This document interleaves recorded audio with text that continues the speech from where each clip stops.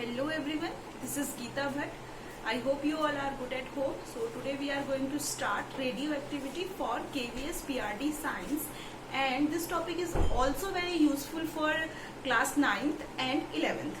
Okay, so now we start. So radioactivity, ठीक है. तो सबसे पहले क्वेश्चन ये होता है कि रेडियो एक्टिविटी होती क्या है. ठीक है, तो हमें सबसे पहले ये जानना जरूरी है कि what is radio activity. Okay, तो देखो हम इसको समझते हैं रेडियो एक्टिविटी को जैसे कि क्या है, ये एक एलिमेंट है. ठीक है, and this is radio active element. ठीक है, ये क्या है आपका रेडियो एक्टिव एलिमेंट. ओके, तो जो रेडियो एक्टिव एलिमेंट होते हैं, अभी हम रेडियो एक्टिव आइसोटोप की बात नहीं कर रहे हैं. रेडियो एक्टिव एलिमेंट जो होते हैं मेनली वो क्या होते हैं, अनस्टेबल होते हैं. ठीक है, और जो स्टेबल भी होते हैं. अगर हम रेडियो एक्टिव आइसोटोप की बात करें तो some are stable and some unstable, but here हम किसकी बात कर रहे हैं, रेडियो एक्टिव एलिमेंट जो क्या है अनस्टेबल है. तो जो रेडियो एक्टिव एलिमेंट होते हैं अनस्टेबल होते हैं, और अनस्टेबल होने की वजह से क्या होता है, ये अपनी एग्जिस्टेंस को बनाने के लिए अपने से क्या करते हैं, कुछ रेडिएशन को रिलीज करते हैं, यानी कि रेडियो एक्टिव रेज. ठीक है, तो रेडियो एक्टिव रेज को अपने से रिलीज करते हैं, या हम कहें उन्हें इमिट करते हैं. ठीक है, कुछ जो एलिमेंट है रेडियो एक्टिव एलिमेंट अपनी एग्जिस्टेंस को बनाने के लिए कुछ अपने से रेडियो एक्टिव रेज को रिलीज करते हैं, and rays in the form of alpha, beta and gamma. ठीक है, इस टाइप की रेज अपने से रिलीज करते हैं, और इन रेज को ही क्या कहा जाता है, बैक्यूरल रेज कहा जाता है. ठीक है, इन्हें हम बैक्यूरल रेज भी कहते हैं. ये याद रखना बहुत इंपॉर्टेंट है कि बैक्यूरल रेज भी इन्हें कहा जाता है. और ये ऐसे एलिमेंट, इस टाइप के एलिमेंट जो ये रेडिएशन को इमिट करते हो अपने से, उन्हें हम कहते हैं रेडियो एक्टिव एलिमेंट. ठीक है, radioactive element. And whole process, ये जो एक पूरी प्रोसेस है इसे क्या कहेंगे हम, रेडियो एक्टिविटी. ठीक है, तो ये पूरी प्रोसेस क्या कहलाती है, आपकी रेडियो एक्टिविटी कहलाती है. ठीक है, अब अगर हम बात करें रेडियो एक्टिविटी की कि डिस्कवरी किसने की इसकी, तो आप इस यहाँ पर नाम आएगा, डिस्कवरी में किसका नाम आएगा, हेनरी बैकेरेल ने की थी. दैट्स व्हाई इन्हें हेनरी रेस भी कहा जाता, सॉरी बैकेरेल रेस भी कहा जाता है, क्योंकि जो डिस्कवरी थी वो किसने करी थी, हेनरी बैकेरेल ने. ठीक है, तो हेनरी बैकेरेल ने स्टडी करी थी. अब अगर ये बात हो डिस्कवरी, ठीक है, तो डिस्कवरी करी थी इन्होंने हेनरी बैकेरेल ने. अब जो क्वेश्चन है यहाँ पर, ठीक है, तो हेनरी बैकेरेल ने करी थी. ठीक है, तो हेनरी बैकेरेल ने इसकी डिस्कवरी करी थी. ये नाम आप याद रखना, बहुत इंपॉर्टेंट नेम है, हेनरी बैकेरेल. ठीक है, अब जो यहाँ से मेन चीज आती है वो ये होता है कि जो इन्होंने स्टडी करी थी, मतलब किस पर इन्होंने स्टडी करी थी, तो जो प्रॉपर्टी ऑफ यूरेनियम था. ठीक है, यूरेनियम की प्रॉपर्टी की इन्होंने स्टडी करी थी, इन्होंने हेनरी बैकेरेल ने. तो यहीं से आपका एक क्वेश्चन बनता है कि यूरेनियम ही जो होता है वो क्या है, आपका फर्स्ट रेडियो एक्टिव एलिमेंट है. ठीक है, कभी कभी पूछा जा सकता है कि फर्स्ट रेडियो एक्टिव एलिमेंट क्या है, तो आप लिख सकते हैं वहां पर यूरेनियम. ठीक है, तो यूरेनियम क्या होता है, आपका फर्स्ट रेडियो एक्टिव एलिमेंट होता है. तो ये तीन चीजें आपको यहाँ से याद रखनी है कि रेडियो एक्टिविटी क्या है, who discover radio activity and study, किस पर स्टडी करी उन्होंने, यूरेनियम एक एलिमेंट होता है उस पर डिस्कवरी करी, और यही क्या है, फर्स्ट रेडियो एक्टिव एलिमेंट कहलाता है.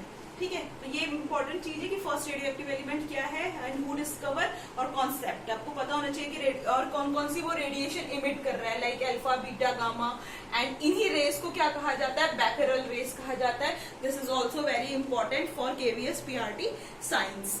ओके, अब अगर हम देखें कि टोटल कितने रेडियो एक्टिव एलिमेंट होते हैं, तो याद रखना कि 38 जो होते हैं, टोटल 38 रेडियो एक्टिव एलिमेंट होते हैं. और जैसे आप यूरेनियम है, थोरियम है, आपका प्लूटोनियम है, एक्टीनियम है, इस टाइप से बहुत सारे क्या होते हैं आपके, टोटल 38 रेडियो एक्टिव एलिमेंट होते हैं.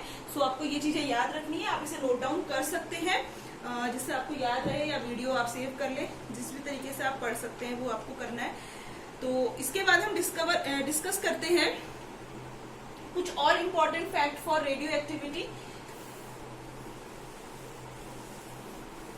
लाइक अगर ये पूछा जाए कि एसआई यूनिट क्या होती है इसकी, ठीक है, तो एसआई यूनिट भी मोस्ट ऑफ द टाइम पूछा जा सकता है। एसआई यूनिट की अगर हम बात करें तो रेडियो एक्टिविटीज की एसआई यूनिट होती है बैकेरल। आपको अगर साइंटिस्ट का नेम याद होगा तो यूनिट भी क्या होगी, याद रहेगी।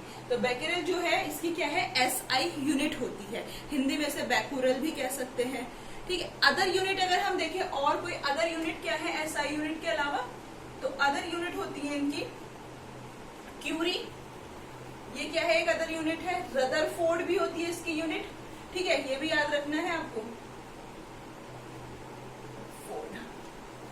ठीक है। रदरफोर्ड भी इसकी एक यूनिट है। तो ये दोनों यूनिट आपको याद रखनी है यहाँ से, HE, ठीक है। रदरफोर्ड भी क्या है, इसकी एक यूनिट है। एसआई यूनिट है इसकी बैकेरल होती है, अदर यूनिट होती है इसकी रदरफोर्ड। तो ये चीजें आपको यहाँ से ध्यान रखनी है। और कुछ इंपॉर्टेंट फैक्ट है इसके, अगर हम देखें वन बैकेरल जो होता है, ठीक है, वन बैकेरल किसके इक्वल होता है, 1 डीके पर सेकेंड, यानी कि एक बैकेरल में कितने डीके सेकेंड होते हैं, 1 डीके सेकेंड होते हैं, ठीक है। ऐसे ही अगर हम बात करें 1 क्यूरी, ठीक है, तो 1 क्यूरी किसके इक्वल होता है, 3.62 इंटू 10 टू दी पावर 10, ठीक है। तो जो 1 क्यूरी होगा वो किसके इक्वल होगा, 3.62 इंटू 10 टू दी पावर 10 बैकेरल इसकी यूनिट हो जाएगी, ठीक है। तो ये एक इम्पॉर्टेंट पॉइंट हुआ। नेक्स्ट इम्पॉर्टेंट पॉइंट है कि जो 1 रदरफोर्ड होता है, हमने देखा कि जो अदर यूनिट होती है वो रदरफोर्ड भी होती है इसकी, तो 1 रदरफोर्ड जो होगा वो किसके इक्वल होगा, 10 टू दी पावर 6, ठीक है। ये आपको यहाँ से ध्यान रखना है। अगर 1 रदरफोर्ड किसके इक्वल होगा अगर क्वेश्चन आता है, तो 1 रदरफोर्ड होता है आपका 10 to the power 6 बैकेरल,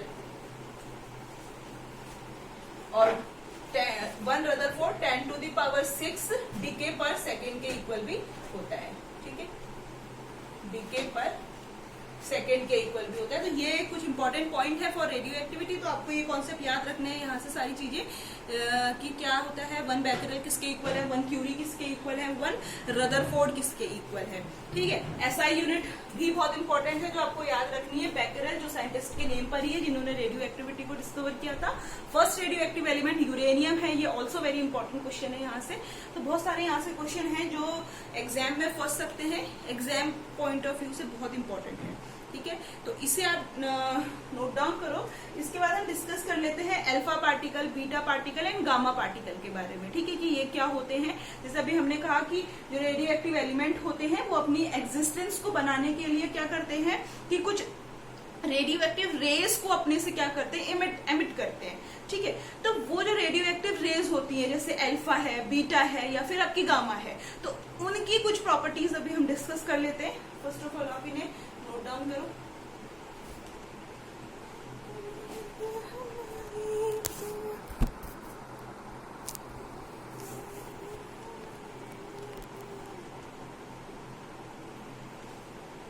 okay, so alpha, beta and gamma, ठीक है। तो अल्फा, बीटा एंड गामा के बारे में कुछ इंपॉर्टेंट पॉइंट देख लेते हैं कि फर्स्ट ऑफ ऑल जो डिस्कवरी थी कि हु डिस्कवर अल्फा पार्टिकल, तो अल्फा पार्टिकल को डिस्कवर किया था रदरफोर्ड ने, और कब किया था, 1899 में, ठीक है। सेम बीटा पार्टिकल को डिस्कवर किया था रदरफोर्ड ने 1899 सेम टाइम पर किया था इन दोनों को डिस्कवर। और जो पॉल विलार्ड ने गामा रेस को डिस्कवर किया था 1900, ठीक है। 1900 में पॉल विलार्ड ने गामा रेस को डिस्कवर किया था, ठीक है। तो ये आपको यहाँ से इनकी डिस्कवरी याद रखनी है। तो ये हो गया। पेनिट्रेटिंग पावर अगर हम देखें तो अल्फा की पेनिट्रेटिंग पावर वेरी लेस होती है, बहुत कम होती है, यानी कि अगर हम कोई 0.1 mm की चादर भी ले तो उसको भी क्या करती है, ये पेनिट्रेट नहीं कर पाती है। Penetrate in the sense Hindi में हम कहेंगे भेदन क्षमता, मतलब भेदने की जो क्षमता है वो इनमें क्या होती है, अल्फा पार्टिकल में लेस होती है, यानी कि 0.1 mm की जो चादर होती है उसको भी ये क्या करते हैं, पेनिट्रेट नहीं कर पाते हैं, यहाँ पर अगर हम बीटा को देखें तो 100 टाइम मोर होती है किससे, अल्फा से। अल्फा पार्टिकल से इनकी पेनिट्रेटिंग पावर मोर होती है। गामा की बात करें तो वेरी मोर, सबसे ज्यादा जो पेनिट्रेटिंग पावर होती है इन तीनों में वो किसकी होती है, गामा की होती है।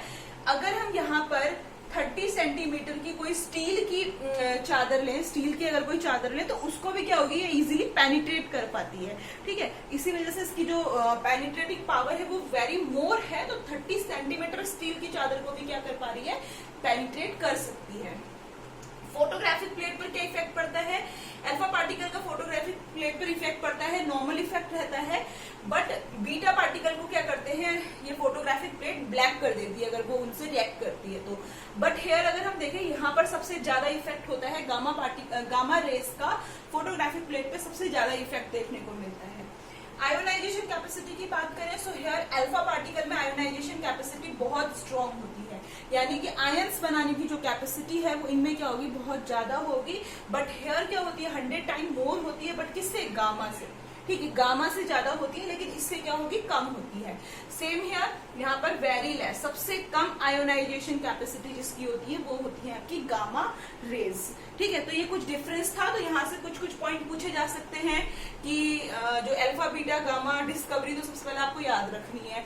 उसके बाद ये चीजें हैं कि भाई पेनिट्रेटिंग पावर इनमें किसकी ज्यादा स्ट्रांग होती है, या कौन सा ऐसा पार्टिकल है जो आयोनाइजेशन कैपेसिटी वेरी स्ट्रांग है जिसकी, तो इस टाइप से क्वेश्चन बन सकते हैं। सो ये कुछ इंपॉर्टेंट पॉइंट है जो आपको यहाँ पर ध्यान से रखने हैं, ठीक है। इसे आप नोट डाउन करो, इसके बाद हम डिस्कस कर लेते हैं कुछ और इम्पोर्टेंट पॉइंट को।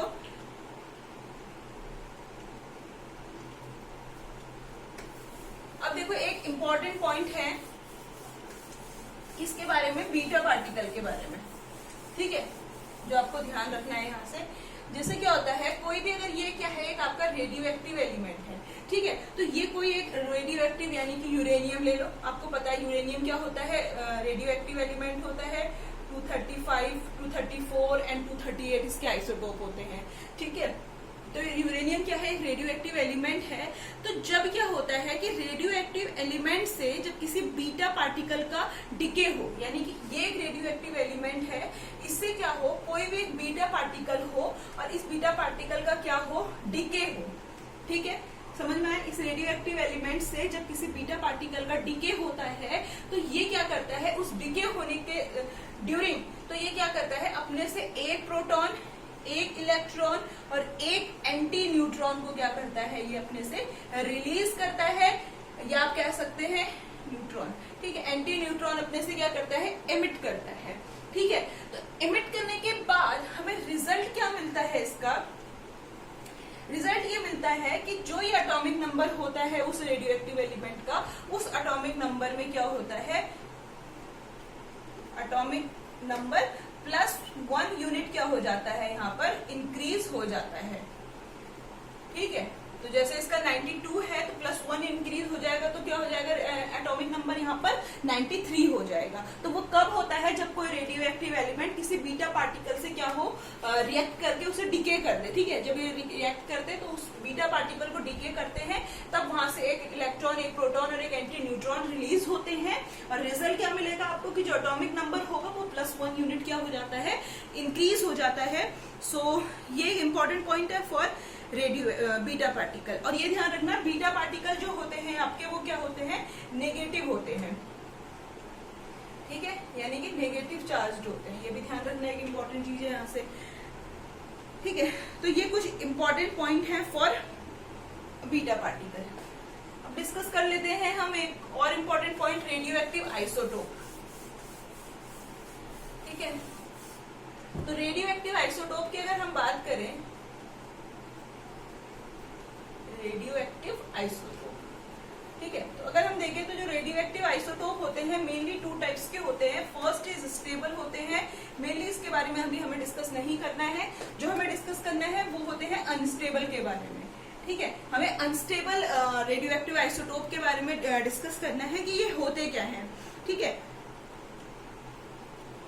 देखो क्या होता है कि अनस्टेबिलिटी क्यों आती है, रीजन है कि अनस्टेबिलिटी क्यों आती है, रेडियो एक्टिव आइसोटोप आखिर है क्या। ठीक है, क्या होता है कि जब किसी न्यूक्लियाई में, जैसे कोई एक न्यूक्लियाई है, तो इसमें क्या हो +1 न्यूट्रॉन अगर क्या होता है, यानी कि हम कहें एक प्लस एक्स्ट्रा इलेक्ट्रॉन न्यूट्रॉन, ठीक है, किसी एक एक्स्ट्रा न्यूट्रॉन के न्यूक्लियाई में एंटर करने की वजह से, ठीक है, मतलब इस न्यूक्लियाई में एक एक्स्ट्रा न्यूट्रॉन के एंटर करने की वजह से क्या होता है, वो अनस्टेबिलिटी को गेन कर लेते हैं। ठीक है, अगर एक एक्स्ट्रा न्यूट्रॉन वहां पर इंक्रीज हो रहा है, तो जैसे ही एक्स्ट्रा न्यूट्रॉन यहाँ पर इंक्रीज होगा तो ये क्या करेगा, रेडिएशन इमिट करना शुरू कर देगा। ठीक है, तो जब ये रेडिएशन इमिट करेगा, और रेडिएशन आपको पता है क्या होती है, अभी अल्फा हमने बोला, बीटा बोला, और नेक्स्ट गामा। तो जैसे ही एक एक्स्ट्रा न्यूट्रॉन वहां पर न्यूक्लियाई में एंटर करता है, तो वो क्या करते हैं, अपने से इस टाइप की रेडिएशन को इमिट करना शुरू कर देते हैं। तो इस टाइप का जो फिनोमिना है वो क्या कहलाएगा, आपका रेडियो एक्टिव आइसोटोप। ठीक है, तो अनस्टेबिलिटी किसकी वजह से आ रही है, एक्स्ट्रा न्यूट्रॉन की वजह से। एक एक्स्ट्रा न्यूट्रॉन जो वहां पर एंटर कर रहा है उसकी वजह से क्या हो रहा है कि अनस्टेबिलिटी आ रही है, और जैसे ही न्यूट्रॉन एंटर करता है तो वो अपने से रेडिएशन एमिट करना शुरू करता है इन the form of alpha, beta and gamma, and this process is known, इसी प्रोसेस को हम क्या कह रहे हैं, रेडियो एक्टिव आइसोटोप। ठीक है, तो ये आइसोटोप के बारे में है कि रेडियो एक्टिव आइसोटोप क्या होते हैं, अगर पूछा जाए या कुछ क्वेश्चन घुमा के आ जाए और आपको 4 ऑप्शन दिए हुए हो, तो आपको पता होना चाहिए जो अनस्टेबिलिटी के कारण एक इलेक्ट्रॉन न्यूट्रॉन के इंक्रीज होने की वजह से ये होती है प्रोसेस। ठीक है, इसको नोट डाउन कर लेना आप। So that's all for today. In next video we will discuss about the uses of radioactive isotope. जैसे कुछ radioactive isotope है, like थोरियम है, कोबाल्ट 60 है, यूरेनियम है, और भी बहुत सारे एलिमेंट है। तो उनका जनरल लाइफ में देखें कहाँ पर यूज है, मेडिसिनल वर्क, मेडिसिनल फील्ड में है, या और जो पाइपलाइंस होती हैं वहां पर भी कुछ इनका यूज होता है। तो वो हम डिस्कस करेंगे कि कौन से एलिमेंट का पर्टिकुलर कहाँ पर यूज है। तो ये भी कभी कभी पूछा जाता है। इन नेक्स्ट वीडियो में हम ये सारी चीजें डिस्कस करेंगे। सो आज के लिए इतना ही, and please like, share and subscribe my video. अगर आपको अच्छी लगती है तो जरूर सब्सक्राइब करें, अदरवाइज कोई बात नहीं। Thank you.